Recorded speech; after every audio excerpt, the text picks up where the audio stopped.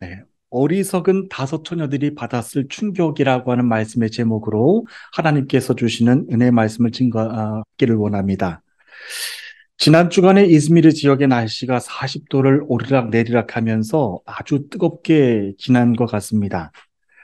한밤중에도 바람이 불지 않아서 밤새 뒤척이면서 잠이 들었습니다. 물론 사람들마다 다르겠지만 그래서 저희의 경우에는 사계절 중에 여름이 가장 싫고 보내기가 가장 힘듭니다. 그런데 저와는 반대로 지금 튀르키예에서는 여름철이 한창 설레는 사람들이 있습니다. 지금 이 시기에 바로 결혼을 준비하고 있는 사람들, 신랑 신부들입니다. 튀르키예는 우리나라와는 다르게 보통은 1년에 한 번 있는 라마단 금식 기간을 기준으로 해서 본격적으로 이 금식이 끝나는 시기를 시점으로 해서 결혼식들이 시작이 됩니다. 매년 이슬람력에 따라서 날짜가 달라집니다. 그런데 올해는 지금이 한창 결혼 시즌입니다. 생각만 해봐도 얼마나 더운 계절인가요? 이렇게 무더운 찜통 날씨에 신랑과 신부는 드레스와 턱시도까지 정장까지 차려입고 늦은 시간까지 신나는 음악에 맞춰서 춤을 춥니다.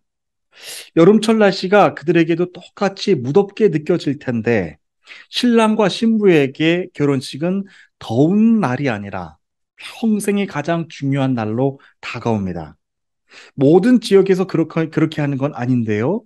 지금도 튀르키예는 지역에 따라서 일주일 동안 하객들에게 음식을 대접하고 함께 춤을 추면서 오랫동안 성대하게 결혼 예식을 치르는 곳도 있습니다.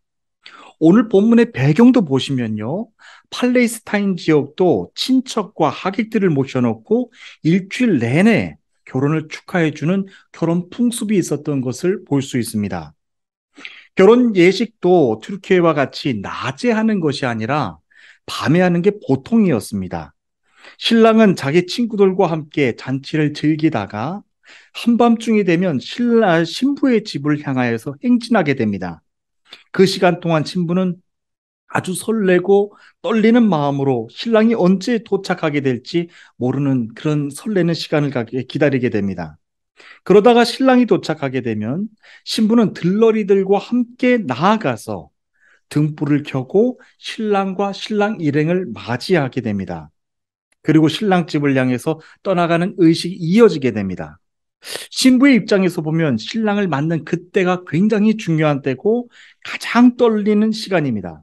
그런데 오늘 본문 말씀과 같이 신랑과 신랑 일행이 늦어지는 경우도 종종 있었던 것 같습니다.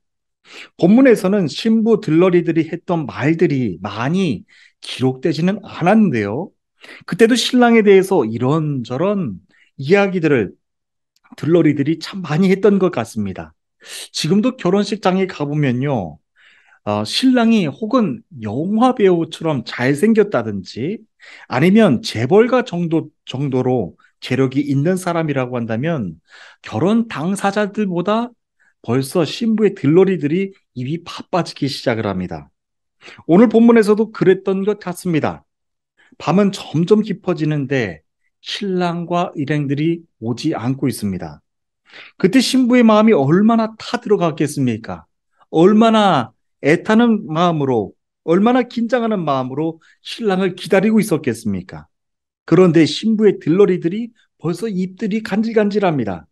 신부의 들러리들이 신부의 마음을 아는지 모르는지 이런저런 말을 하기 시작을 합니다. 혹시 신부가 바람이 나질 않았나? 신랑이 결혼을 원치 않나 봐. 아무래도 신랑이 올 것 같지 않으니까 우리 다 같이 졸거나 다 같이 자자라고 하면서 들러리들이 오히려 지금 입이 바빠지기 시작을 하는 상황입니다. 그리고 들러리가 준비해야 될 일들은 깜빡하고 이들은 서로 수다만 떨다가 정말 잠이 들고 말았습니다. 지금 상황이 딱 그런 상황입니다. 그런데 웬일인가요? 오늘 본문에서 보면 밤 시간이 아주 깊은 시간이었는데 저 멀리에서부터 아주 시끄러운 소리가 들려왔습니다. 신랑이 옵니다. 라고 하는 소리였습니다. 신랑이 옵니다. 라고 하는 소리입니다. 어서 나와서 신랑을 맞이하십시오. 라고 하는 소리가 들려왔습니다. 신랑이 온다는 소리가 들리자마자 먼저 기름을 준비하고 있던 슬기로운 다섯 처녀들은 등불을 켜고 잔칫집에 들어갔습니다. 하지만 미처 기름을 준비하지 못했던 미련한 다섯 처녀들은 다시 그 기름을 사서 사기 위해서 시장에 가서 기름을 채워오느라 결혼식 안으로 들어가지 못했습니다. 이들이 들어왔을 때는 이미 결혼식장 문은 닫혀진 상황이었습니다. 늦게 도착한 미련한 다섯 처녀들이 문을 열어달라고 애가 타는 마음으로 부탁을 합니다. 그런데 안에서 들려오는 소리가 이렇습니다. 이미 한 번 닫혀진 문은 다시 열어줄 수가 없다. 그리고 신랑이 이렇게 말합니다. 나는 너희들을 전혀 알지 못한다. 라고 말했습니다. 얼마나 청천벽력 같은 소리였을까요? 우리가 본문을 이해하기 위해서는 우리는 먼저 예수님께서 왜 이 비유를 설명해 주셨는지, 예수님께서 왜 이 비유를 설명하시게 됐는지 그 배경을 먼저 살펴봐야 됩니다. 당시 예수님이 비유의 말씀을 해주셨던 이 시기는요, 다른 시기도 아니라 우리 주님이 이제 곧 다가올 십자가의 죽음을 준비하고 있었던 아주 긴박한 시간이었습니다. 그리고 주님도 따로 자리를 마련해 놓고 기도하면서 기다릴 정도로, 그리고 땀방울이 핏방울이 될 정도로 그렇게 하나님께 마지막 그 시간을 간구하고 있었던 때였습니다. 바로 그러한 시기에, 이 긴박한 시간에 예수님은 마태복음 24장에서 마지막 때에 일어난 일들에 대해서 제자들에게 가르쳐 주십니다. 24장 3절부터 8절까지 있는 말씀을 제가 여러분들을 대신해서 봉독해 드립니다.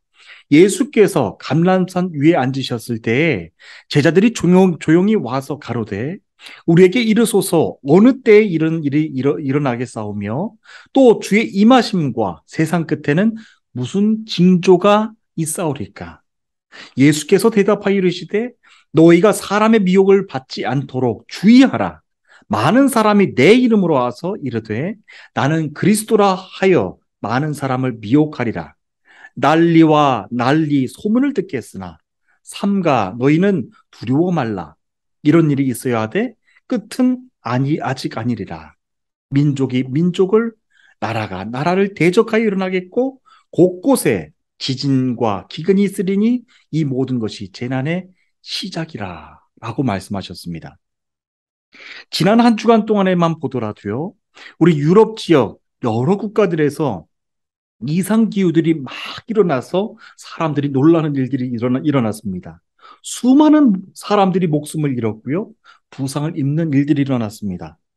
프랑스에서는 시속 200km가 넘는 강풍이 일어나서 최소 5명이 목숨을 잃었고요, 20명 이상이 다치는 일이 생겼습니다.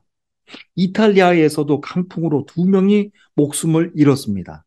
또 영국과 네덜란드, 벨기에, 프랑스, 스위스 등 유럽 모든 많은 국가들에서는 역대 최고 기온을 기록을 했습니다. 이들 나라들에서는 열사병으로 수천 명의 사람들이 목숨을 잃는 안타까운 일들이 생기기도 했습니다. 야외 노동자들이 현장에서 일을 하다가 그냥 맥없이 푹 쓰러지는 영상이 뉴스에서 보도되기도 했습니다. 예수님이 말씀하시던 2000년 전에는요, 로마 황제를 신으로 신격화해서 숭배하며 더 거세진 믿음의 사람들에 대한 핍박과 순교의 일들을 보면서 이것이 이제 세상의 종말이구나, 마지막 때로구나, 그렇게 생각했던 사람들이 참 많았습니다. 하지만 지금 우리가 살고 있는 시대도 마찬가지입니다.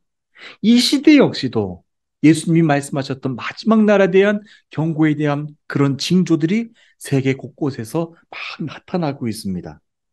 그러한 징조들을 보면서 우리는 이 마지막 때에 대한 긴장의 끈을 놓쳐서는 안 됩니다.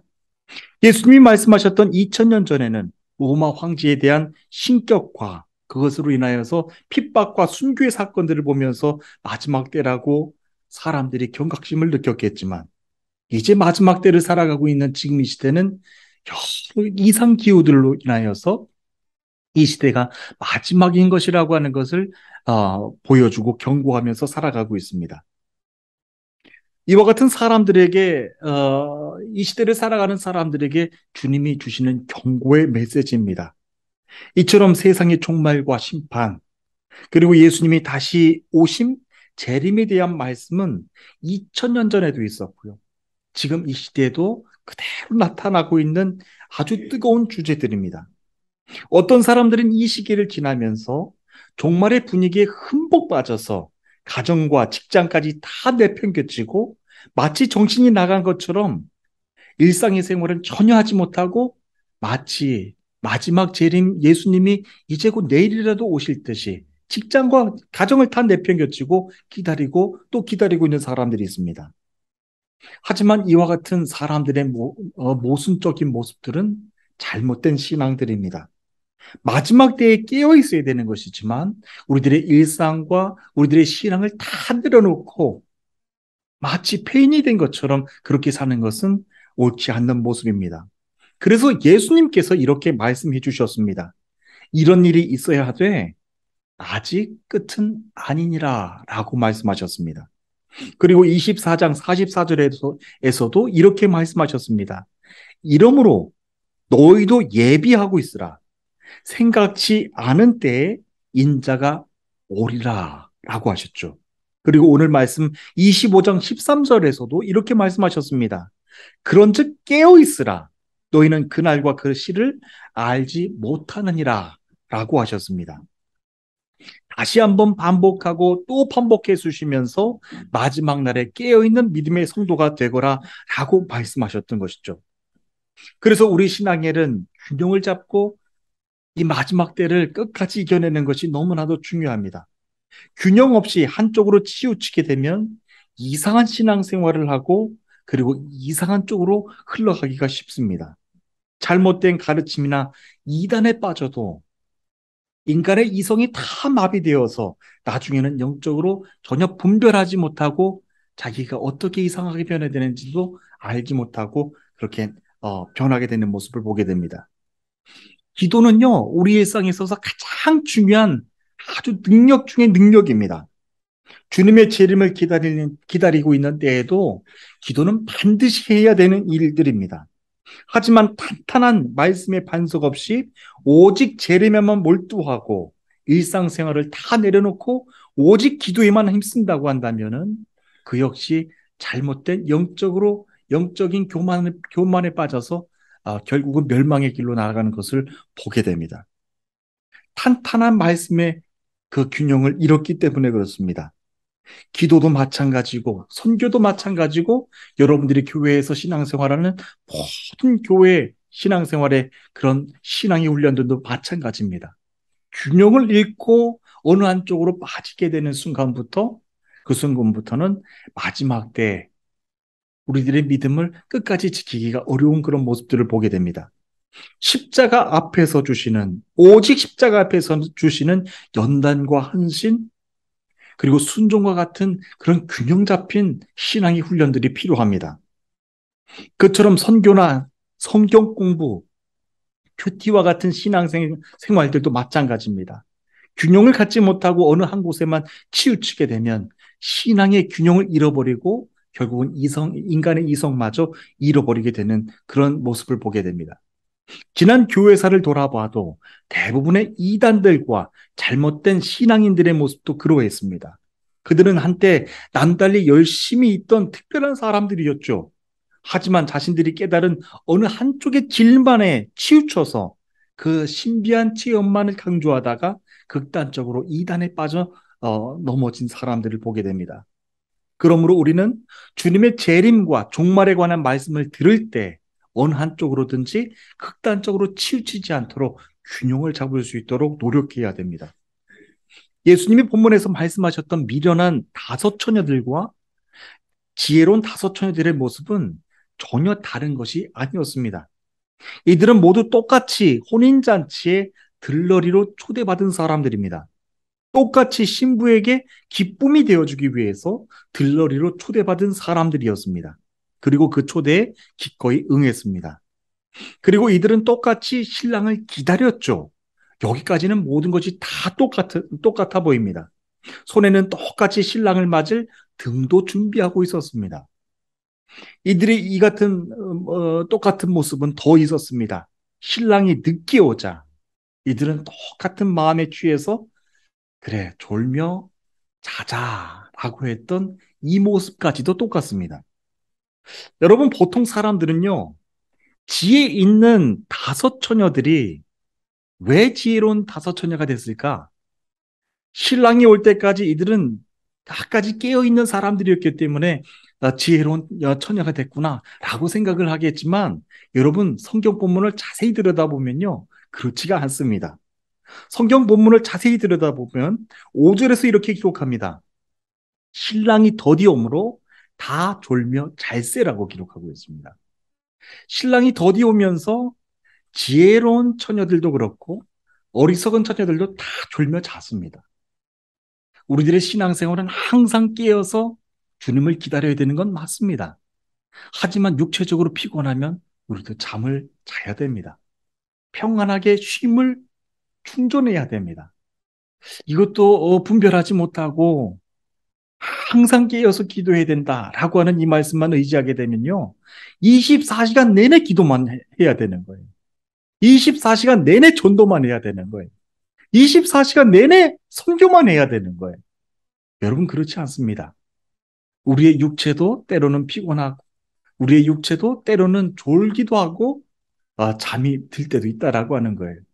지혜로운 다섯 처녀들도 마찬가지였습니다. 미련한 처녀들과 다 함께 졸며 잠이 들었어요. 그만큼 육체적으로 피곤했다라고 하는 것이죠. 미련한 처녀 5명만 졸며 잔 것이 아닙니다. 슬기로운 처녀 5도 피곤하니까 졸며 잠이 들었습니다. 자, 그렇다면 왜 슬기로운 처녀들은 어디에서 슬기롭다라고 하는 그런 말씀을 들었던 것일까요? 10명의 처녀들 모두는 겉으로 보면 다 똑같습니다. 아무런 차이가 없어 보입니다. 그런데 단 한 가지가 다른 것이 있었습니다. 그것이 무엇이었을까요? 그것은 기름을 준비하는 거였습니다. 슬기로운 다섯 처녀들은 등과 기름을 다 준비하고 있었습니다. 하지만 미련한 다섯 처녀들은 등만 준비하고 기름을 준비하지 못하고 있었습니다. 이 차이가 나중에 엄청난 결과를 가져옵니다. 그렇다면 기름은 무엇을 의미할까요? 여기에 대해서는 많은 의견들이 있어 왔습니다. 전통적으로 기름을 성령으로 해석하는 분위기가 있었습니다. 성경에 보면 성령님을 기름에 비유했던 말씀이 곳곳에 언급되어 있기 때문입니다. 이 같은 전통적인 해석에 대해 많은 부분들이 공감이 됐습니다. 하지만 기름을 성령으로만 번역하는 것도 해석하는 것도 성도들에게는 적지 않은 혼란을 일으켰습니다. 만약 기름이 성령님이라고 한다면 등불에 등을 켜면 기름이 점점 줄어들게 되는데 그러면 성령님은 우리 안에서 점점 소멸하시는 분이신가? 라고 하는 질문이 나타나게 됐습니다. 시간이 지나면 기름이 점점 없어지고 사라지는 것처럼 성령님도 우리 안에 뜨겁게 타셨다가 서서히 없어지는 분이신가? 라고 하는 반론이 있었습니다. 여러분, 그럴 수 없습니다. 성령님은 한 번 우리 안에 와 계시면 우리를 결코 떠나시는 분이 아닙니다. 그러므로 이 기름을 좀 더 넓은 의미로 우리는 생각하고 해석할 필요가 있습니다. 등은 우리 신앙을 담는 그릇이 되고 그리고 기름은 그릇에 담는 내용으로 생각하면 됩니다.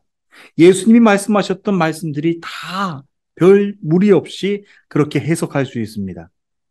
여러분, 혹시 우리가 신앙생활을 하면서 꼭 갖추고 있어야 되는 내용들이 있지 않습니까? 내용물을 담는 또한 그릇이 필요하고요.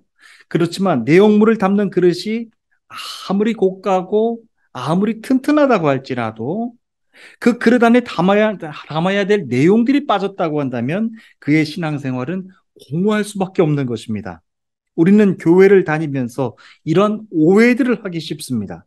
신앙생활에서 가장 기본적인 교회라고 하는 그릇이 있기 때문에 자동적으로 채워져야 될 내용도 있을 것이라고 생각을 합니다. 그렇다면 예수님이 말씀하셨던 열 처녀의 비유에서는 내용물을 담는 그릇은 무엇이었을까요? 그렇습니다. 하객이 초대를 받아서 결혼 잔치에 참석했다라고 하는 것 그 자체가 바로 그릇입니다. 예수님의 비유로 말씀하셨던 열 처녀의 비유에서 미련한 다섯 처녀들이 신랑이 늦게 와도 전혀 불안해하지 않았던 이유도 슬기로운 처녀 다섯 명과 똑같이 이들의 등의 모양이 같았기 때문입니다. 등의 모양이 똑같았기 때문에 안에 담겨진 내용물도 똑같았을 것이라고 생각을 했을 것입니다. 그래서 전혀 걱정을 하지 않고 그냥 기다리고 있었던 것이죠. 이는 어쩌면 마지막 때를 살아가고 있는 우리 현대 크리스찬들의 모습과 똑같은 모습일지도 모르겠습니다. 나는 예수님을 믿고 있고 지금 예배 자리도 참석을 했습니다. 네, 여기까지는 다 동일합니다. 기름을 담을 수 있는 등이기 때문에 그렇습니다. 기름을 담을 수 있는 등의 모습은요, 전 세계에서 지금 예배를 드리고 있는 모든 교회들, 모든 성도들의 모습이 다 똑같습니다. 기도하고요, 찬양하고요, 헌금을 드립니다. 이것은 등의 모양에 불과합니다. 우리는 예배 참석했고 찬송하고 전혀 다른 모습이 없습니다. 헌금도 드립니다. 이런 모든 신앙의 행위들은 내용을 담는 그릇에 불과합니다. 그리고 형식에 불과합니다. 옆에 있는 성도와 똑같이 찬양을 하고 말씀을 듣고 똑같은 모습입니다. 열처녀의 비유에서 예수님이 경고하셨던 말씀이 바로 이 부분입니다. 신랑이 더디오고 있는데도 미련한 처녀들은 단지 등의 모습만 보고서, 등의 모양만 보고서 전혀 불안해하지 않고 똑같이 졸며 잠들었다고 하는 것이죠. 왜 불안해하지 않았었던 것일까요? 등의 모양이 똑같았기 때문에 그렇습니다. 그런데 주님이 말씀하셨던 의미는 똑같은 등불의 모양을 가지고 있으라고 하는 말씀이 아니었죠. 당신의 등불 안에는 불을 붙일 수 있는 기름이 채워져 있는가? 그것을 지금 확인했는가? 그리고 확인하고 없다면 준비하고 채우고 있는가? 라고 하는 것을 예수님이 묻는 거예요. 불을 붙일 수 있는 기름이 충분히 있다면 등불의 모양은 달라도, 등불의 모양은 여러분 값이 싸더라도 전혀 문제가 되지 않습니다.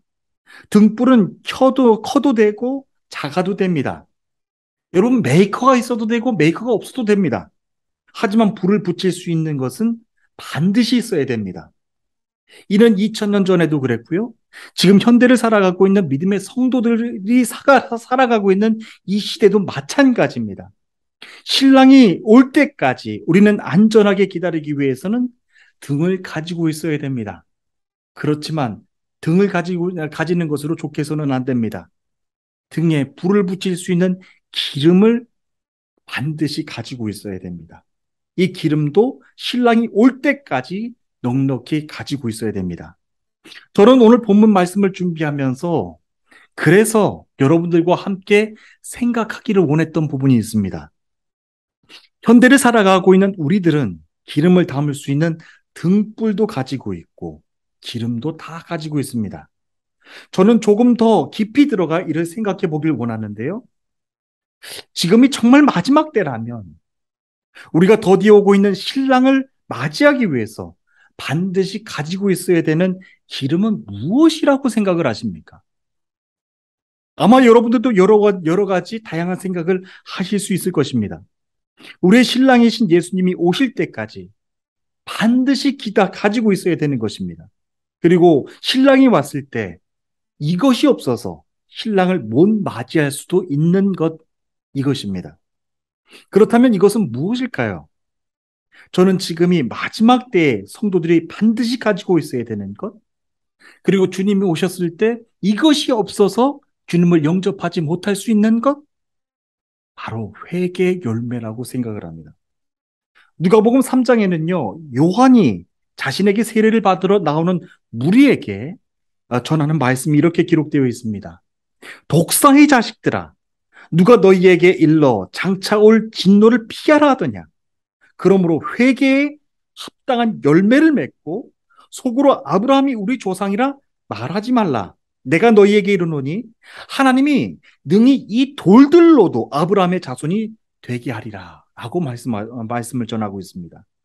이 말씀에서 제가 충격을 받았던 것은요, 이 돌들로도 아브라함의 자손이 될 수 있다고 했던 요한의 말이었습니다. 아브라함의 자손들은 어떤 사람들이었나요? 말씀과 율법 앞에서 정직하고 성실하게 그것도 다 지켜왔던 아브라함의 후손들입니다. 아브라함의 하나님, 이삭의 하나님, 야곱의 하나님을 나의 하나님으로 영접했던 아주 신실한 그런 믿음의 사람들이었죠. 그런데 그 사람들에게 세례 요한이 직격탄을 날린 거예요. 독사의 자식들아, 누가 너희에게 일러 장차 올 진노를 피하라더냐. 그러므로 회개에 합당한 열매를 맺고 속으로 아브라함이 우리 조상이라 말하지 말라라고 경고했습니다.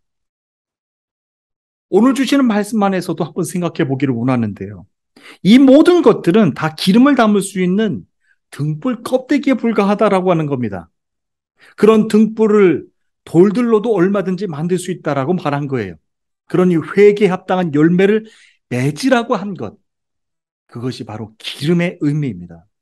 그들이 아무리 아브라함의 후손이고 유대인들이고 믿음의 가정에서 몇 대, 수십 대 가정에서 태어났다 낳은 사람들이라고 하더라도 결국 그들은 회개에 합당한 열매가 없다면 세례 요한이 그렇게 강하게 말했던 것처럼 독사의 자식들아, 회개에 합당한 열매를 맺어라 라고 하는 이 소리를 들을 것이 뻔하다라고 하는 거예요.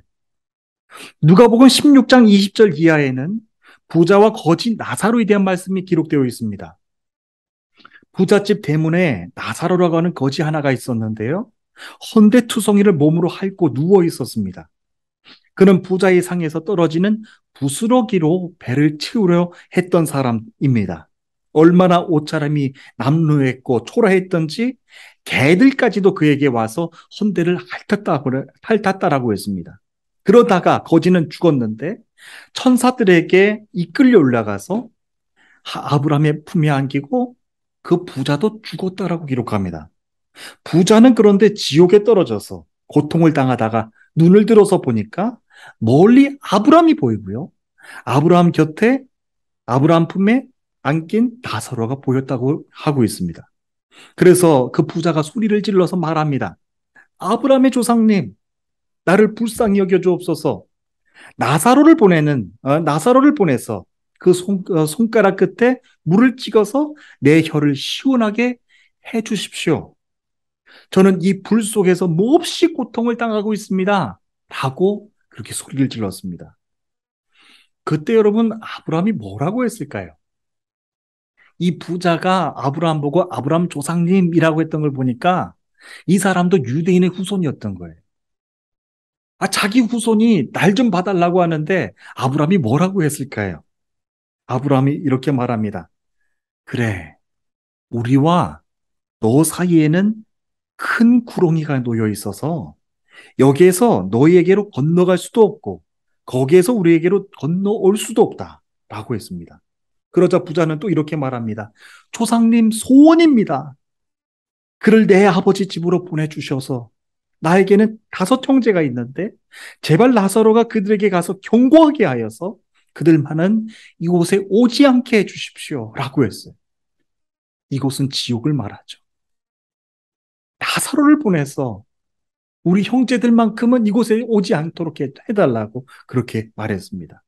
그러면서 말하기를 아브라함 조상님, 죽은 사람들 가운데서 누가 살아나서 그들에게 가야지만 그들이 회개할 것입니다.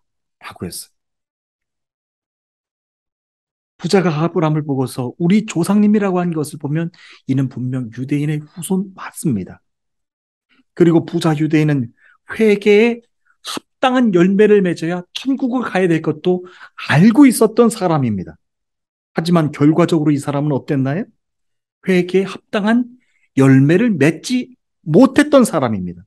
결국에는 그가 다시 건너올 수도 없고 그리고 건너갈 수도 없는 지옥불로 떨어져서 그는 고통을 당하고 있다라고 성경은 전하고 있어요. 여러분 생각해 보십시오. 이 유대인이 가지고 있었던 등불은 아주 훌륭한 등불이었을 것입니다. 몇 대째 아주 물론 내려오는 믿음의 대를 통해서 내려오는 아주 거룩한 등불이었습니다. 그런데 그 등불 가지고 천국을 갈 수 있을 거라고 그렇게 확신했던 그 유대인에게 아브라함이 그렇게 말하는 거예요. 건너올 수 없는 강을 나는 건너가고 너희도 이곳으로 올 수 없다. 나도 너희 있는 대로 또 갈 수 없다. 라고 전하고 있는 것입니다. 사랑하는 주님의 성도 여러분, 저는 이제 말씀을 마치기를 원합니다. 여러분들이 만약에 이 자리에서 함께 예배를 드리고 있다면, 그리고 여러분들도 함께 하나님께 경배하며 헌금을 드리고 계신다고 한다면, 여러분들도 아브라함의 후손 맞습니다. 믿음의 거룩한 후손들이십니다. 하지만 이것만으로 천국을 갈 수 있다라고 생각하는 것. 나도 말씀 듣고, 나도 기도하고 있고, 나도 헌금을 드리고 있고, 나도 선교지를 위해서 기도하고 있고, 이 등불 모양만 가지고 천국에 갈 수 있다라고 생각한다면 세례 요한이 전했던 말 그대로 듣게 된다라고 하는 거예요. 독사의 자식들아, 누가 너희에게 이 진노한 임박한 진노를 피하라고 하더냐. 너희에게 합당한 회개 열매를 맺어라 라고 하는 거예요. 저는 이 마지막 시대를 살아가면서 우리들이 반드시 준비하고 있어야 되는 그 기름, 그것은 회개에 합당한 열매라고 생각을 합니다. 여러분들은 무엇이라고 생각을 하십니까? 이제 신랑 예수님은 다시 오실 것이라고 말씀하셨습니다. 그리고 그 신랑은 아직도 오지 않고 더디 오고 계십니다. 이 상황 가운데서 우리는 육체가 피곤해서 졸 수도 있고 잠이 들 수도 있습니다. 계속 깨어 있는 것 불가능합니다. 계속 깨어 있어야 된다라고 하는 것을 말한다고 한다면, 강요한다고 한다면 그것조차 이단일 거예요. 어떻게 24시간을 계속 깨어서 있나요? 우리도 피곤하면 자야죠. 우리도 피곤하면 충전을 해야죠. 그런데 우리가 가지고 있어야 되는 것, 등불이 전부가 아니라고 하는 것. 등불 안에 담겨져 있어야 되는 내용물이 중요하다라고 하는 거예요. 그 기름, 여러분 회개에 합당한 열매를 여러분 맺기 위하여서 이제 오늘부터 정말로 정말로 주님 오실 때까지 회개 아름다운 열매를 맺고 기다리는 거룩한 주의 신부가 되지 않으시겠습니까? 저는 그래서 기도가 달라진 것 같아요. 특별한 때만 회개 기도하고 기도회 때만 회개 기도하는 것이 아니라 아침에 일어나자마자 기도하니까 너무 쉬운 것 같아요. 하나님, 아침에 눈을 떠서 기도합니다. 오늘 이 시간에도 회개에 합당한 열매를 맺기를 원합니다. 지난 밤까지도 회개하지 못했던 것 깨닫게 해주시고 회개의 거룩한 영을 부어주시어서 회개할 때 내 마음이 불편하고 화가 나는 것이 아니라 회개할 때 오히려 하나님을 찬양하게 하시고 회개할 때 다시 오실 주님을 만날 수 있다라고 하는 그 거룩한 기쁨을 가지고 살아가게 해달라고. 아침에 일어나자마자 기도하니까 너무 좋은 것 같아요. 여러분들도 아침에 일어나면서 계속해서 회개의 기도를 여러분 훈련하면 어떻겠습니까? 오늘도 내일도 여러분들의 입술에 평화와 여러분들의 입술에 기쁨이 가득 넘치게 해주실 것입니다. 아브라함의 후손들로도 한답니다. 아브라함의 후손들이 대대로 물려받았던 거룩한 등불로도 할 수 없었습니다. 우리가 가지고 있어야 되는 마지막 때의 기름, 바로 회개의 열매라고 하는 것이죠. 거룩한 주의 은혜가 여러분 모두에게 임하게 해주실 줄로 믿습니다. 다 함께 기도하시겠습니다.